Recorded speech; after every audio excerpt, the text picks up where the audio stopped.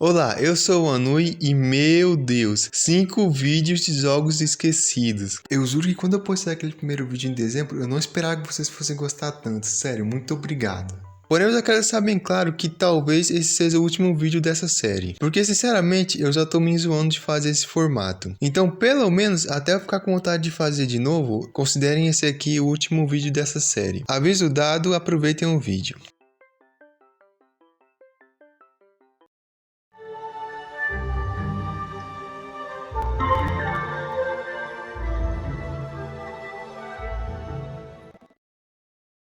Duck Season foi um dos primeiros jogos de terror do VR a fazerem sucesso. E uma curiosidade interessante é que Duck Season é inspirado em um jogo arcade dos anos 80 chamado Duck Hunt. E não entendam errado, Duck Season apenas pega alguns conceitos de Duck Hunt, mas de resto a lore desse game é totalmente original, onde nós acompanhamos um guri chamado David, que um dia ganha de presente da sua mãe um game chamado Duck Season, que é um jogo simples, onde você com a arma precisa matar uma determinada quantidade de patos para passar de nível. E uma coisa que eu preciso falar logo aqui no começo é que Duck Season é um jogo com 8 finais, e logo aqui no começo nós já podemos fazer um deles, que é simplesmente a gente não atirar no cachorro que fica do nosso lado. Fazendo isso, nós conseguimos o final Fiesta, onde nada acontece com o Dave, mas se a gente atirar no cachorro, é aí que a merda acontece. Mas aqui eu só vou falar do final canônico do jogo, onde após jogarmos alguns rounds, vai aparecer uma notícia falando sobre o estranho desaparecimento de 12 pessoas naquela região. E pra piorar, em um momento aparece na TV uma gravação de alguém filmando o David. No final, o cachorro mata a nossa mãe e nós temos uma pequena boss fight com ele, que é interrompida quando o próprio aparece na nossa casa e é derrotado pelo David, dando pra gente o final Vingança por Tudo, onde o David destrói o videogame e enterra o corpo da sua mãe, indo embora da casa. Como eu falei, o jogo tem outros finais, mas o canônico é esse aqui.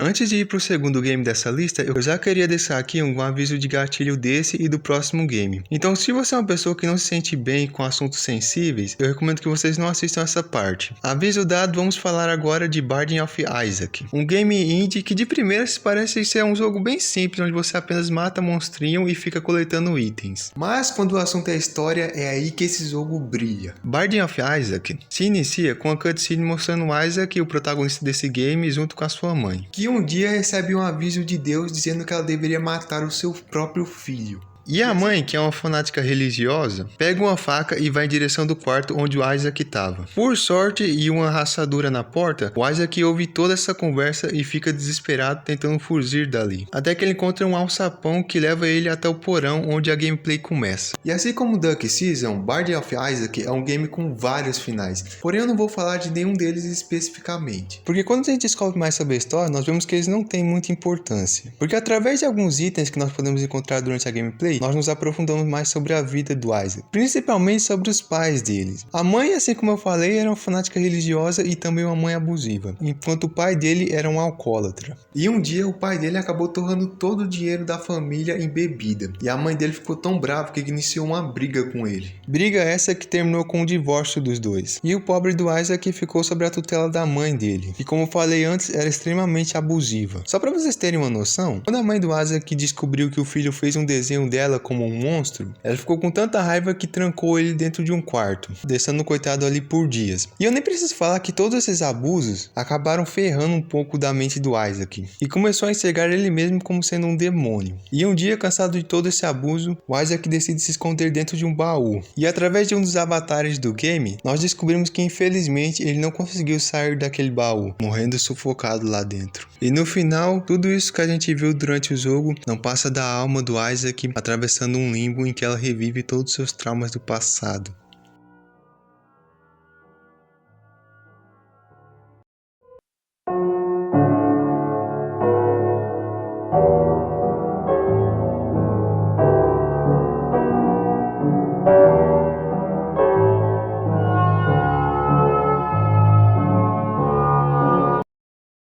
Little Miss Fortune é um game indie produzido pela empresa Kill Monday Games. E um fato interessante é que ele confirmadamente se passa no mesmo universo que Frambow. Mas fiquem tranquilos que vocês não vão precisar entender a história de Frambow para entender essa daqui. Miss Fortune se inicia com uma raposa conversando com o que se parece a morte, pelo menos a representação mais comum da morte. Essa morte manda a raposa entrar em um tipo de portal que leva ela até outra dimensão, que seria o nosso mundo, o mundo dos humanos, onde uma figura misteriosa que diz ser um narrador nos apresenta uma pequena garotinha chamada Miss Fortune Ramirez, que assim como Isaac, que eu falei antes, são dois coitados que não fizeram nada de ruim, mas mesmo assim são os que mais se ferram a história inteira. A única diferença é que Miss Fortune é um pouquinho menos pesado que Binding of Isaac. Enfim, voltando para nossa pequena sofredora, o narrador nos conta que nós estamos prestes a presenciar o dia da morte da Miss Fortune. O que isso significa? Bom, vocês vão ver mais para frente. Por agora, a Miss Fortune revela para o narrador que ela também pode ouvi-lo, chamando o narrador de Senhor Voz, que fica surpreso com essa descoberta e aproveita para convidar a Miss Fortune para jogar um jogo, em que caso ela ganhe, ele lhe daria a felicidade eterna. E a pequena garota aceita, principalmente pela sua mãe, que segundo ela, era alguém que iria gostar muito dessa felicidade eterna. Partindo então junto com o Senhor Voz até essa tal de felicidade eterna. E para o vídeo não ficar longo, eu só vou falar das partes mais importantes, como vários itens espalhados pelo mapa, que contam mais sobre a relação complicada da Miss Fortune com seus pais, principalmente com seu pai, que a gente descobre que batia na mãe dela. Em paralelo a isso, nós nos deparamos com vários espíritos de crianças no mapa, e em um momento na cidade, nós podemos inclusive encontrar os cartazes de desaparecidos dessas crianças, dando a entender que alguém ou alguma coisa está sequestrando as crianças e tirando a vida delas. Outra coisa que nós descobrimos explorando é que aquela raposa do começo se chama Benjamin, e ele era um antigo amigo da Miss Fortune, e ela até encontra ele algumas vezes no jogo. Porém, além dele evitá-la a todo momento, o Senhor Voz também parece querer que ela se afaste do Benjamin, dizendo que ele era alguém ruim.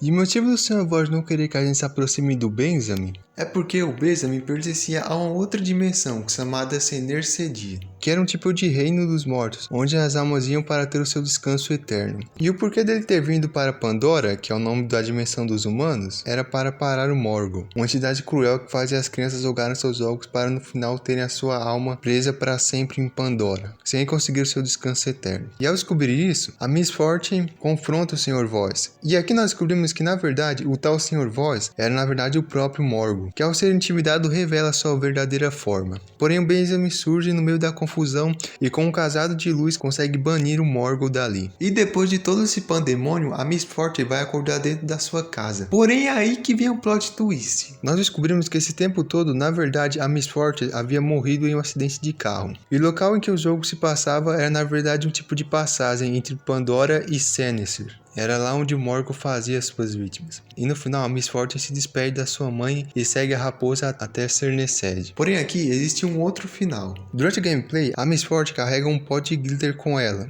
que ela usa para esconder o lado podre das coisas. Isso pode parecer só um detalhe para ressaltar como que a Miss Fortune tem uma visão positiva do mundo mesmo nas piores condições. Porém, caso o jogador utilize bastante esse pó de glitter, no final, antes dela ir para o reino dos mortos, ela vai fazer uma árvore de cristal se acender. Toda a energia desses cristais vão até a mãe dela, confortando o coração daquela pobre mulher e também encerrando a história desse game. Eu sei que eu resumi ela igual um macaco, mas eu recomendo muito que vocês joguem esse jogo. Sério, ele é muito bom.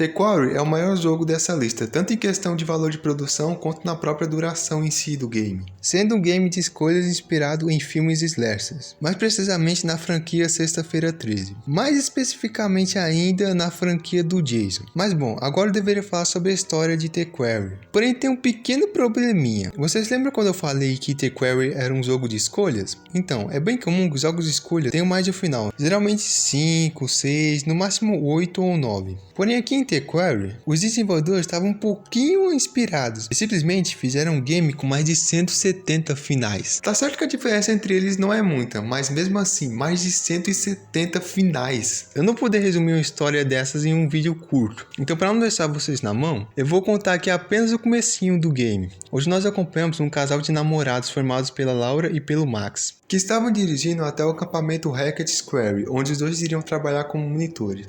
Porém, no meio do caminho, o Max acaba vendo alguma coisa atravessando a pista, e na hora de desviar o carro, ele acaba sem querer saindo da estrada e batendo em uma árvore. Por sorte, os dois são encontrados pelo xerife, que os ajuda a consertar o carro. E com a ajuda do xerife, eles finalmente conseguem chegar até o acampamento. E lá o Max é atacado por um lobisomem e a Laura é sedada pelo xerife. Terminando um prólogo e essa parte. Vamos para a próxima, pelo amor de Deus. 170 finais, velho. Vai cagar.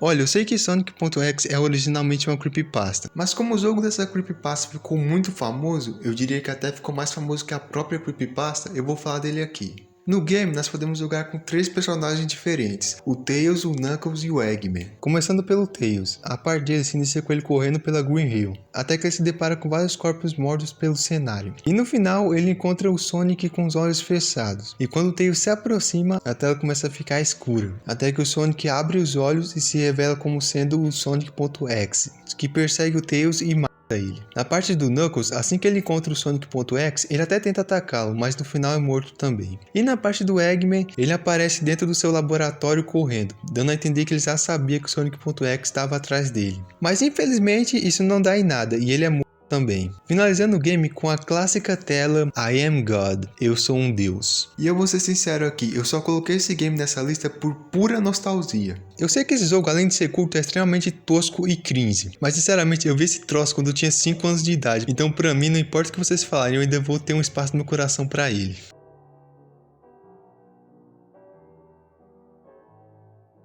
Bom, esse aqui foi o vídeo. Desculpa estar me repetindo aqui, mas obrigado por todo o apoio que vocês deram nessa série. Eu não sei o que seria dela sem vocês. E como eu falei no começo, talvez eu até volte com ela algum dia. E como eu falei no começo, talvez eu até volte com ela no futuro. Eu só tô dando uma pausa, mas não é porque eu odeio ela nem nada do tipo. É só pra não enjoar ninguém. Mas bom, esse foi o vídeo. Obrigado por ter assistido até o final. Redes sociais na descrição e tchau.